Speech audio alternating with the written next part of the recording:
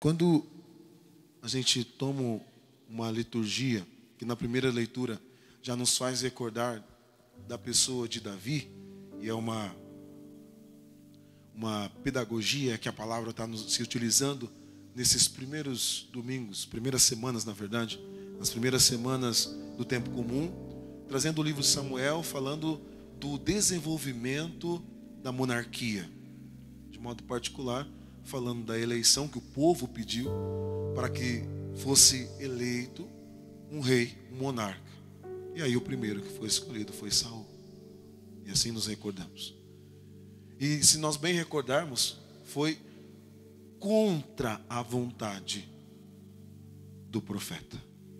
Eu lembro muito bem que a leitura diz que Samuel se colocou diante do Senhor e falou assim: não, mas eles não sabem o que eles estão pedindo. Samuel, mas eu vou dar o que eles querem. Isso para dizer uma experiência muito significativa, porque hoje nós estamos celebrando São Francisco de Sales. E São Francisco de Sales é para mim hoje um exemplo significativo para a orientação espiritual.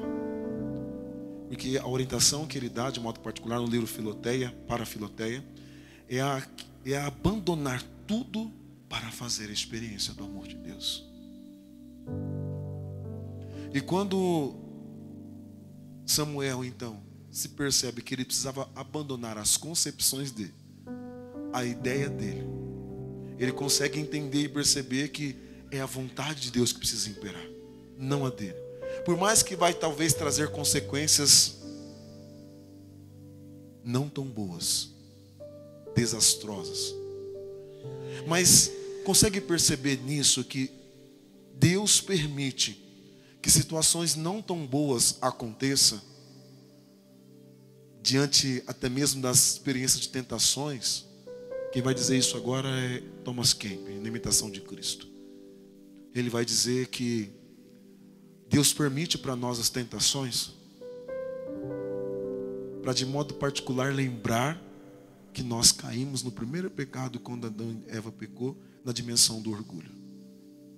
Às vezes nós queremos fazer uma experiência profunda com Deus, mas não abandonamos a nossa vontade. Nós queremos que Deus faz do nosso jeito, da nossa forma. Só que quando nós queremos que Ele faça do nosso jeito, do jeito que nós idealizamos, logo aquele processo, cai por terra. Só que quando eu me coloco, de fato, à vontade de Deus, como Samuel fez, mesmo ele não entendendo ou sendo contrário à decisão de que Deus elegeu Saul para ser o primeiro rei daquele povo, lá na frente ele foi entender, porque Deus depois levantaria um dos principais reis da Bíblia, Rei Davi, que traz experiências para nós significativas, de modo particular quando nós falamos do combate espiritual, isso orando para uma visão bíblica, no contexto que era o próprio do rei, ir ao encontro de várias batalhas. Só que nós lembramos que quem ia à frente das batalhas do rei Davi? A Arca da Aliança. A Arca da Aliança configura a presença de Deus que vai à frente. Quando eu e você não deixamos que Deus vá à frente, a nossa batalha já está perdida. Quando nós queremos enfrentar com as nossas próprias forças, já é sinal de derrota. Eu falo para vocês que pela minha vontade humana, não era estar aqui hoje. Ai, gente, eu rezei um monte de missa ontem. Ai, rezei uma agora às 7 horas da manhã. Eu tenho que agora andar quase 500 quilômetros. O que o Senhor quer que eu faça, Deus? Vá. Falei para o Alexandre hoje, Padre Alexandre. Olha, quase que eu liguei para você para falar que eu não ia vir, não. Aí ele falou assim: eu ia te buscar lá. Para que depois, outro dia, me dá umas pancadas. Mas mais do que o compromisso que eu tinha firmado com o Padre Alexandre, mais do que o compromisso que eu tinha firmado com a comunidade Cenáculo Vivo, com cada um de vocês, mais do que isso, eu fiz um compromisso com o meu Senhor. Porque eu sei que na primeira vez que Ele me trouxe para essa comunidade, a experiência que eu fiz aqui na comunidade, foi de fato algo que eu não esperava. E Ele me surpreendeu. Porque eu desarmei. Não, Senhor, faça então a sua vontade. E aí Deus começou a falar, direcionar, colocar, apresentar, encaminhar as coisas, porque coloquei na vontade do Senhor.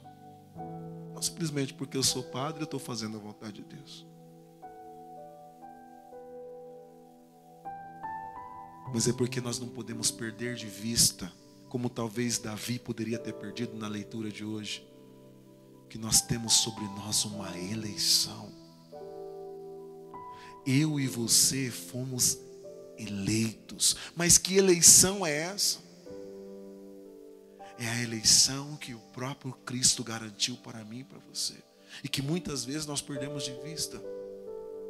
Ei, nós somos filhos. Ou ainda, como diz em alguns outros aspectos, nós somos herdeiros da promessa. Da promessa que o próprio Cristo estabeleceu. A promessa que Ele fez lá para os discípulos, antes mesmo de acontecer o Pentecostes, Ele dizia, olha, não saiam de Jerusalém, permaneça lá, porque o Espírito Santo virá sobre vós. E eles foram o quê? Obedientes. Tudo que caminha pela obediência de Deus, crescentemente apresenta-se frutos. Claro que é um processo, a obediência é um processo. Esse processo que o padre dizia inicialmente, de deixar de lado a minha própria vontade para fazer a vontade de Deus. Mas o mais difícil de fazer a vontade de Deus é discernir qual é a vontade de Deus. Tem alguns que dizem assim, eita padre, como é difícil. E não é fácil mesmo. E por que não é, por que é difícil? Porque entra na nossa condição limitada, fraca que nós somos. É por isso que dentro do processo nós temos que entrar de modo profundo na dependência de Deus. Santa Teresinha aí, ela que nos ensina isso. Quando a gente fala de infância espiritual em Santa Teresinha, ela quer nos levar a essa experiência da dependência em Deus. Eu dependo de Deus, para estar com Deus. Porque se não for assim, a gente vai ficar como os fariseus no Evangelho. Batendo cabeça, não vai deixar ser guiado pelo Espírito do Senhor. Não vai deixar ser guiado pelo Espírito que nos convida a uma profunda intimidade, em dizer, como a própria palavra nos diz, para chamar Deus Abba Pai, de entrar numa profunda intimidade com Ele. Isso só é possível pela ação do Espírito Santo. Senão a gente continua batendo cabeça. E as coisas que a gente vai percebendo na vida, a gente não consegue ter a sensibilidade de entender que são os planos, os projetos de Deus para nós, porque nós não estamos numa profunda sensibilidade ao Espírito. Ou ainda porque nós não entendemos que o mesmo Espírito que estava sobre Jesus, olha a pedagogia da igreja, lá no domingo que nós celebramos há 3 domingos atrás, batismo do Senhor. A partir do batismo ele assumiu a missão. A partir da missão que ele tem, ele começou a fazer milagres, curas. Ele falou no evangelho de ontem, ele dizia, e a partir de hoje cumpriu isso, porque ele estava impelido pelo Espírito Santo. E aquela palavra se concretizou na vida dele, na história dele. Aí você pode dizer, mas ele era Deus, sim. E Ele colocou sobre a submissão do Pai e do Espírito. E eu e você, que não somos Deus, que precisamos entrar nessa dependência, temos a mesma coragem, porque é Jesus que nos ensina isso. Temos a coragem de entrar nessa submissão do Senhor, porque senão nós não vamos conseguir obedecer àqueles que o Senhor constituiu para nos coordenar, para nos liderar, para nos conduzir. Não é fácil não ser pastor, mas também não é fácil ser ovelha. Só que só é pastor quem sabe, quem aprende a ser ovelha. Quem sabe escutar a voz daquele que conduz, direciona e orienta. E Davi soube fazer isso. Davi tinha tudo para ascender ao reinado, à monarquia, mesmo Saul estando vivo. Tinha tudo, porque ele entrou num período de loucura, que ele queria ter matado Davi, nós sabemos muito bem disso. Ele tinha todo o direito de talvez assumir. E o mais bonito de Davi é que quando ele recebe a notícia que Saul e o filho de Saul, Jonatas, um dos melhores amigos de Davi, morreu em batalha, ele chora. Ele se entristece porque Davi entendeu que o insucesso do seu rei era o insucesso dele também. Porque às vezes a gente fica vendo o insucesso das pessoas e às vezes no inconsciente da gente, não é comigo não. Mas enquanto a humanidade estiver no mais profundo insucesso, não das coisas materiais ou das coisas físicas, das coisas mundanas que o Pai está dizendo, mas enquanto a nossa humanidade estiver caminhando num insucesso espiritual, ou seja, não encontrando o sentido mais profundo, eu não posso me alegrar, eu tenho que chorar diante de Deus. Eu tenho que chegar para Deus e Deus, olha para nós. É como se eu chegasse, não é essa palavra que eu queria usar, mas é a palavra que vem agora, porque essa palavra não combina com um cristão que crê e acredita nas promessas de Deus. Mas eu vou usar essa palavra. Nós precisamos chegar diante de Deus como uns desesperados e pedir para Ele, clamar para Ele, suplicar para Ele que eu não estou contente com o que está acontecendo. Eu não quero estar contente, eu não quero estar acomodado com o que está acontecendo. Porque quem não vive acomodado, vive incomodando. Eu vim para incomodar vocês hoje. Hoje eu quero incomodar vocês. Mas e você? Até quando ainda vai querer viver acomodado? Porque Davi, quando assumiu o seu reinado, não assumiu para viver passivamente aquilo que Deus queria para ele.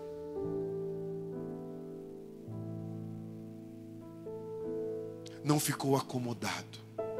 Não ficou parado. E aí nós vamos entender o que é a ação do Espírito Santo em nós. Não é participar de todo o cerco de Jericó e sair daqui, eu me enchi da graça, eu me enchi da bondade de Deus, Jesus me curou, me restaurou e eu volto para casa e volto para o BBB, para a novela, para as coisas. Não, Deus quando faz, Ele faz nova todas as coisas. Se você acredita nisso, diga amém, glória a Deus.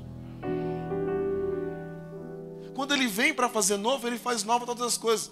Claro. Aconteceu com Davi, pode acontecer com a gente também. Embora Davi eleito na experiência mais profunda, o que aconteceu com ele? Ele permitiu-se levar-se pelo orgulho. O primeiro pecado. O pecado que Adão e Eva cometeram não foi comer maçã não, viu? Foi ser orgulhosos. Não reconhecer a dependência de Deus. Sair do cômodo, sair daquela frieza espiritual. Quando a gente se acostuma com aquilo que é frio, quando a gente recebe o quente, talvez a gente se incomoda, mas não consegue desenvolver, e aí a gente precisa de fato desse despojamento para acontecer. Ou seja, o que o padre está dizendo precisa de... Eu gosto muito de falar sobre isso, vocês vão ver falar sobre isso. Processo. É um processo. E dentro do processo de Davi, quando ele foi orgulhoso, aí ele foi cobiçar a mulher de Urias, e aí virou uma confusão só. Tal confusão que até o incesto entrou na casa dele. O filho que se relacionou, que estuprou a filha. Virou uma bagunça, porque ele perdeu de vista a promessa que Deus tinha feito. Ele já tinha vencido mais de 26 vitórias. Já tinha mais de 26 vitórias com o Senhor. O pequeno deslize que ele deu fez uma bagunça. Eu gosto muito de trazer o exemplo da casa em reforma. Você já ouviu o padre falar sobre isso, mas eu gosto de falar sobre isso. E vinha muito forte no meu coração lembrando disso também. Quem já passou por isso sabe, porque eu já passei por isso. Quando nós mudamos para a casa dos meus pais, quando nós depois se construiu, só tinha um contrapiso, não tinha reboque, estava na laje, não tinha nada de acabamento. E foi fazendo com a gente dentro. Sabe esse transtorno que a reforma gera? É esse transtorno que gera no processo que a gente se coloca a entender quando nós perdemos de vista a promessa e queremos voltar. Esses transtornos começaram na casa de Davi. Demorou para equilibrar, mas foi possível equilibrar. E talvez você esteja chegando nessa condição, nesse ponto do processo, de que talvez esteja algumas coisas bagunçadas, esteja algumas coisas que você não está entendendo. E aí você está colocando um peso tão grande sobre si, que perdeu de vista essa dimensão do que o Padre dizia, da filiação divina. Porque quando a gente coloca um peso tão grande sobre nós, é porque nós esquecemos dessa verdade. Que eu sou filho amado. Que eu tenho à minha disposição o céu, a graça de Deus, o Espírito Santo. Eu tenho a intercessão da Virgem Maria, dos anjos, dos santos. Eu tenho um poder sobre a minha vida que às vezes eu perco de vista ele. E quando eu perco de vista e a gente só vai pela humanidade da gente, dá errado. Como deu para Davi. Embora ele errou, embora ele fraquejou, ele soube tirar algo bom de algo não tão bom. E aí ele produziu o Salmo 50, que é a experiência mais profunda da misericórdia que Davi fez com Deus. Não, o Padre quer dizer para você aquilo que, agora eu vou entrar no Evangelho. Não importa o pecado que nós trazemos. Não importa. Você entendeu isso no Evangelho? E assim aconteceu com Davi.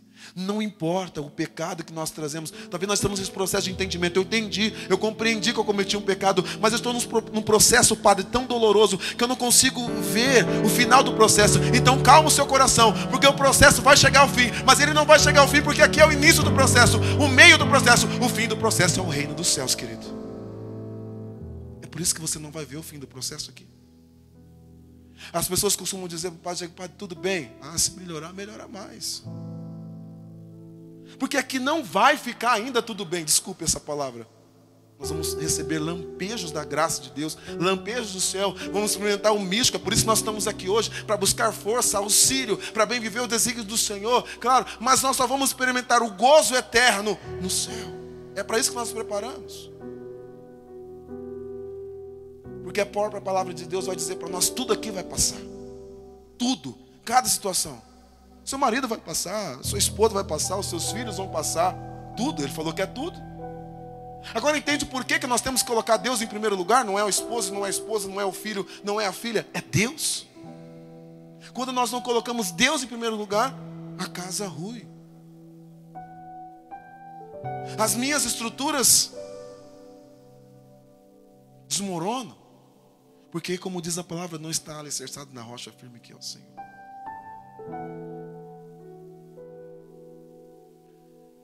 Precisamos sair daqui entendendo isso. Nenhum pecado é impossível da misericórdia de Deus atingir. Não, Padre? Não. E o que cabe a nós? É por isso que o Padre motivava já no ato penitencial, de nós promovermos em nós, produzirmos em nós um arrependimento sincero, verdadeiro. Porque o que vai, de fato, me alcançar na ação misericordiosa do sacramento não é simplesmente a bênção do Padre. É se o meu coração está disponível para acolher aquela misericórdia. E o coração de Davi esteve porque ele percebeu o erro. Ele quis voltar atrás. O profeta ele teve alguém que orientou ele. Quando o profeta chegou para ele e falou uma parábola para ele da ovelha, que ele caiu em si e falou assim, foi você que fez isso, foi você que foi mexer na ovelha do outro, do rebanho do outro, e você precisa então ser condenado. Mas ele não pegou aquilo como condenação, ele pegou como oportunidade. Ele rasgou as vestes, ele se colocou em posição penitencial e vomitou, vamos dizer assim, tudo para Deus, tintim por tintim. Não fugiu da verdade daquilo que ele é. Quando a gente foge da verdade daquilo que nós somos, daquilo que nós experimentamos, logo a misericórdia de Deus não vai agir, porque Deus só age na verdade daquilo que nós estamos. É essa experiência que o Padre diz, é do autoconhecimento. Eu preciso me conhecer. E conhecer é aprender a lidar com os meus próprios desafios, com as minhas próprias misérias. E quando eu aprendo isso, o processo começa ainda de modo mais profundo. Porque o autoconhecimento me leva ao autodomínio. O autodomínio do quê? Das minhas paixões, das minhas misérias, o autodomínio das minhas quedas, de coisas que eu carrego na minha história, de coisas que eu trago na minha vida, que talvez eu não tenha uma total compreensão, que precisa chegar um profeta, precisa chegar um padre, precisa chegar um missionário, precisa chegar alguém e me fazer recordar que tem coisas lá no meu passado, da minha história, que precisam ser alinhadas com a história de Deus, com a promessa dele, que é me tornar cada vez mais filho amado dele. Porque é só o amor que vai poder regenerar a minha alma, a minha história. Só o amor de Deus. Enquanto eu não canalizo para a experiência do amor de Deus, não é possível entender o que o Evangelho fala para nós, nos orienta. O Padre, o Senhor está dizendo, e a palavra diz, que todo qualquer pecado vai ser perdoado por Deus, e a palavra é clara. Mas o pecado que não é perdoado, que é um pecado eterno, quer dizer que se é um pecado eterno, que nos leva para o inferno. É contra o Espírito Santo. Ô Padre, mas que raio que é desse pecado contra o Espírito Santo? É o pecado de eu e você não aceitarmos em Jesus, pela ação do Espírito Santo e a obediência que Ele faz ao Pai, de aceitar a salvação que é manifestada para a nossa vida e para a nossa história. Quando eu não aceito a salvação, quando eu não aceito a misericórdia se estende a cada momento. E aí vai dizer que a misericórdia se estende de geração em geração. Eu sou a geração que experimenta a misericórdia, você é a geração precisa ser a geração que experimenta a misericórdia. Mas não é só experimentar para si. Não pode ser aqui palavras do Padre somente palavras de efeito, mas tem que cumprir o seu efeito na sua vida, na sua história, para que você também possa ser a ação da misericórdia de Deus aonde você estiver.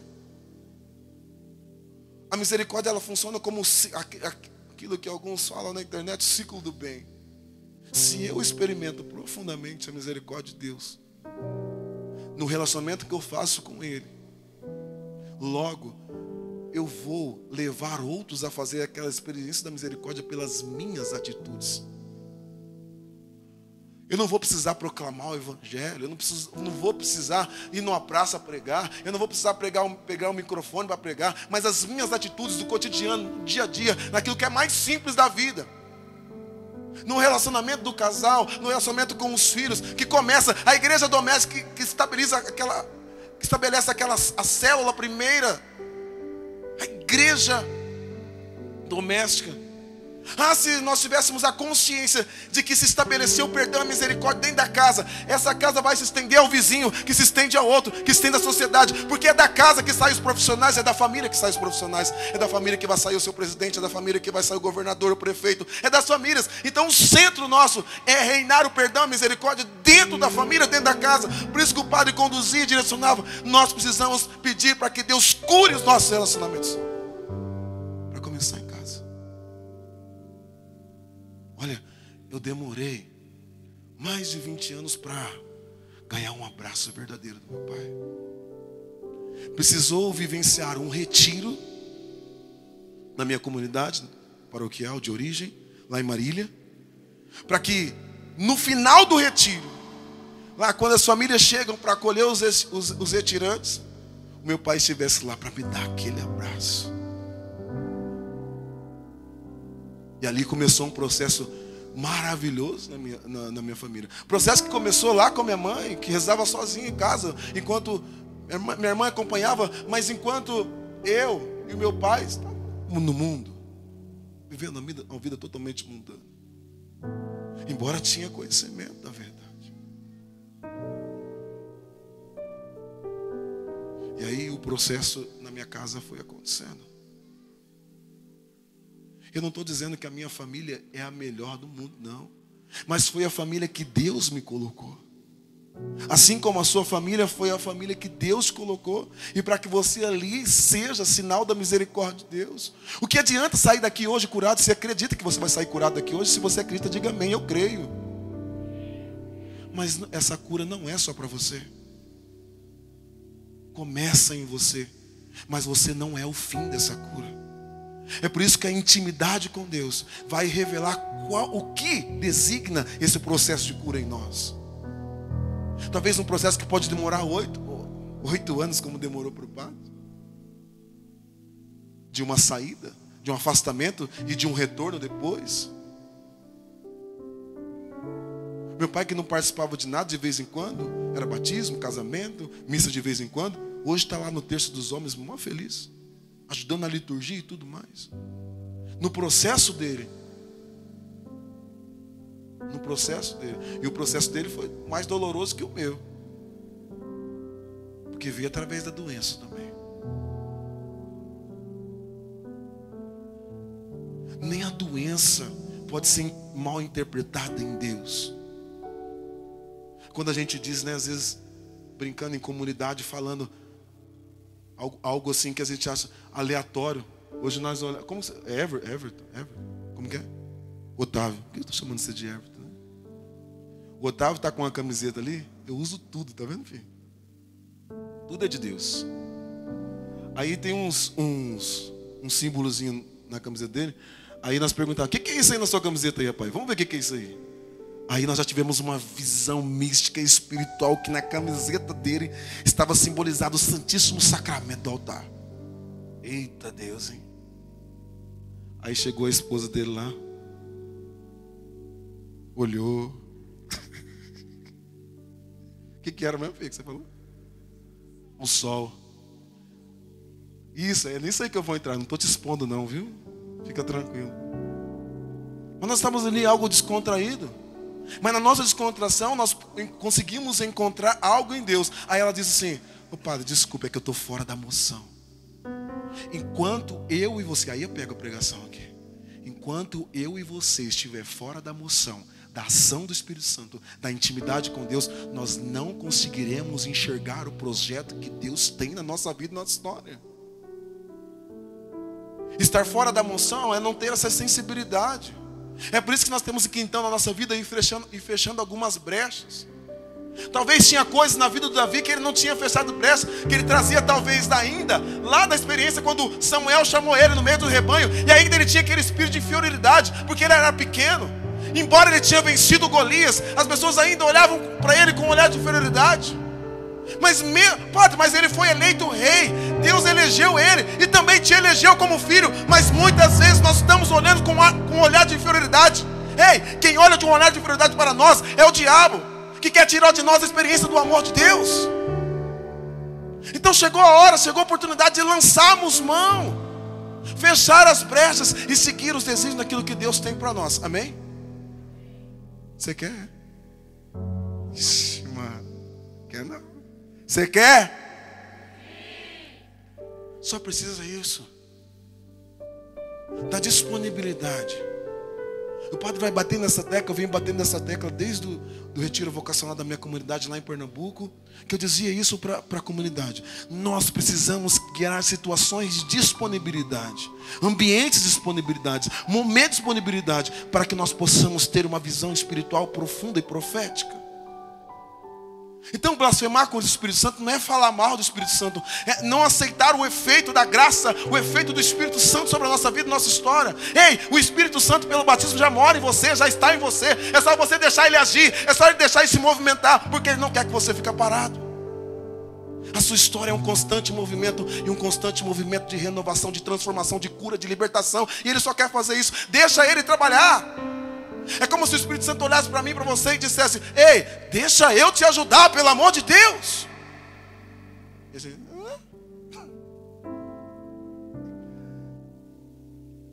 E a gente duvida ainda. Claro, por conta da nossa humanidade, eu também já duvidei. Estou falando isso porque é um processo do padre também. Relabassore canta na vai. Que é isso, Deus? Eu já fui assim também. Não entendia, o que esse povo está orando aí? O que é isso? Isso é de verdade? Isso é a igreja católica? É, porque a nossa espiritualidade está fundamentada em Pentecostes. É a ação do Espírito Santo, é dom de Deus. A palavra de Deus é clara quando vai dizer, Romanos capítulo 8, 26, vai dizer para nós que o Espírito Santo vem como gemidos inefáveis. Orar em mim, orar em você, só cabe permitir. Essa disponibilidade é para que de fato o Espírito Santo age com os seus dons. E aí nós vamos estar fortalecidos para vencer todas as brechas e não cair do pecado e blasfemar contra o Espírito Santo e não aceitar a salvação em nossa vida, porque Deus só quer uma coisa para mim e para você, que nós sejamos felizes. E ser feliz tem exigência, felizmente, porque o padre não veio para fazer mágica aqui não tem mágica. Aqui não tem essas mágicas que talvez pode ser oferecido em outros lugares. Aqui não tem mágica.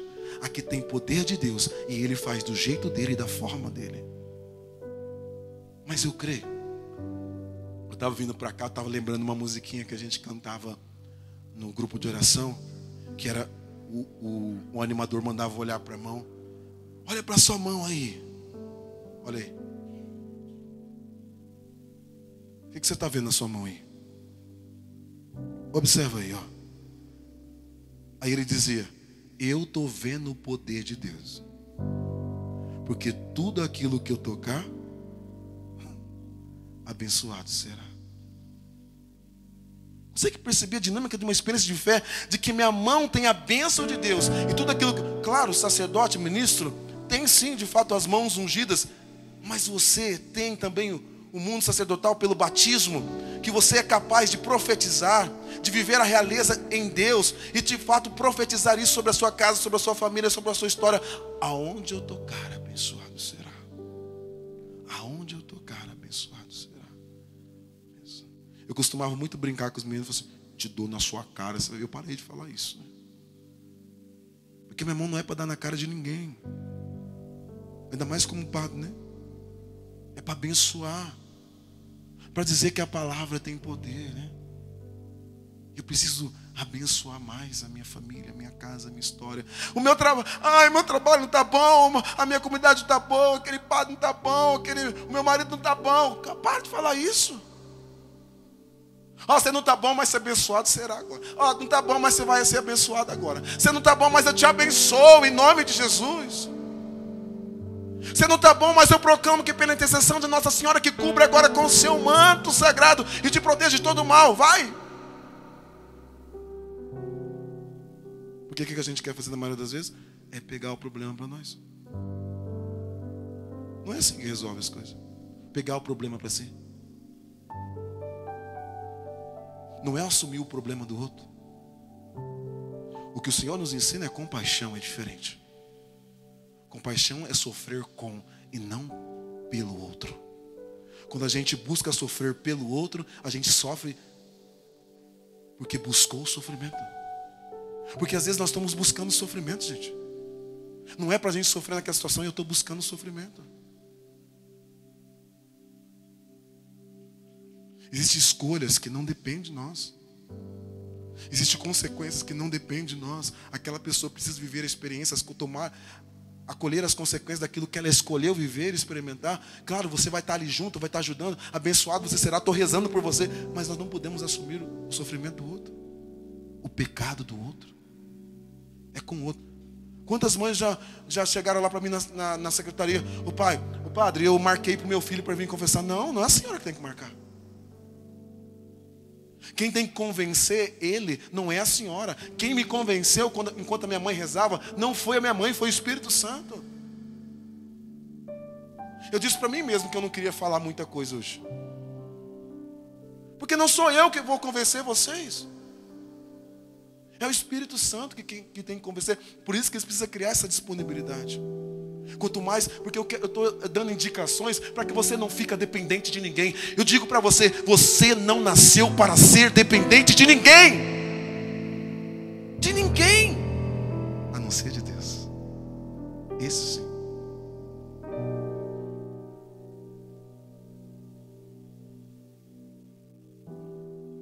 É hora então, de fato, quanto mais nós tivermos esses direcionamentos, e de fato nós permitirmos que o Senhor vai realizando esse processo em nós, e nós deixemos ser conduzidos pelo Espírito Santo, como São Paulo assim nos orienta: deixai-vos conduzir pelo Espírito Santo, porque quem se deixa conduzir pelo Espírito Santo não erra. E aí nós vamos compreender qual é a vontade de Deus. É a docilidade. Quanto mais dóceis nós formos, mais nós vamos entender qual é a vontade de Deus. E dou uma dica que eu dou para todos os meus orientandos: se você quer discernir verdadeiramente qual é a vontade de Deus, a vontade de Deus não é confusa. A vontade de Deus não deixa dúvida. A vontade de Deus é clara e objetiva. Ela traz paz no coração. Se você está prestes a decidir alguma coisa, a fazer algo, a tomar uma decisão, talvez você está pensando: nossa, eu estou gostando tanto dessa comunidade que eu quero ser membro. Reza primeiro. Por Porque a comunidade não está aqui simplesmente para resolver seus problemas. Eu vou para a comunidade, os meus problemas acabaram. Vem para a comunidade, você vai ver o tanto de problema que vai ter mais ainda. Porque viver em comunidade não é fácil não. E talvez você esteja pensando isso. Mas venha com a disponibilidade de resolver aquilo que está implicando em você. E a comunidade poderá te ajudar. Porque colocaremos em comum aquilo que é individual, mas colocaremos em comum que o comum, sob a ação do Espírito Santo, Deus realizará a obra. Mas não pode depender. Não é dependência. A dependência é de Deus. Que nós possamos de fato criar essa disponibilidade.